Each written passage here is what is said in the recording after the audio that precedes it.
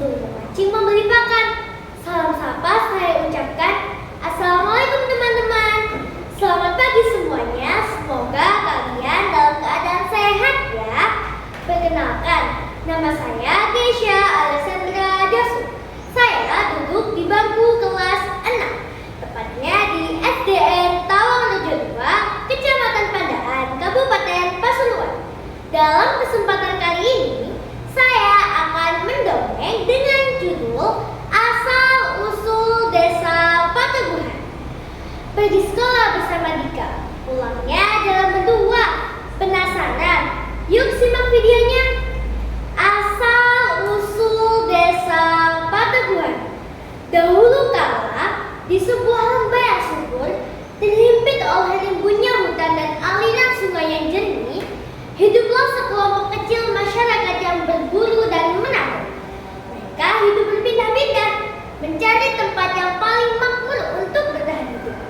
Suatu ketika, rombongan ini dipimpin oleh seorang sesepuh bijaksana bernama Ki Lurah Seta. Ia terkenal akan kebijaksanaan dan kemampuannya membaca tanda-tanda alam. Pada suatu malam, Ki Lurah Seta bermimpi. Dalam mimpinya, ia melihat seekor burung elang raksasa terbang mengitari sebuah batu besar yang tegak berdiri di tengah dataran. Burung elang itu kemudian hinggap di batu tersebut dan berteriak lantang, "Patebuhan! Patebuhan!" Ki Lurah Seta terbangun dengan perasaan takjub.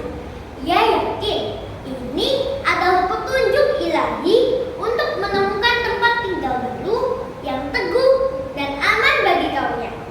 Esok harinya, Ki Lurah Seta menceritakan mimpinya kepada seluruh anggota rombongan. Dengan semangat baru, mereka mulai menyusuri lembah, mencari dataran yang digambarkan dalam mimpi Ki Lurah Seta. Setelah berhari-hari menembus belantara, akhirnya mereka menemukan dataran yang di tengahnya berdiri kokoh sebuah batu besar nan gagah, persis seperti yang ada dalam mimpi Ki Lurah Seta. Kegembiraan menyelimuti hati seluruh rombongan. Mereka mendirikan gubuk-gubuk sederhana di sekitar batu besar itu, memulai kehidupan baru dengan harapan yang memuncak. Namun, kebahagiaan itu tak berlangsung lama. Musim kemarau yang melanda membuat tanah menjadi kering kerontang dan sumur-sumur mengering. Persediaan makanan menipis dan kekhawatiran pun mulai melanda. Beberapa anggota rombongan mulai putus asa dan ingin kembali mengembara mencari tempat lain. Melihat kondisi ini, Ki Lurah Seta kembali berdoa, memohon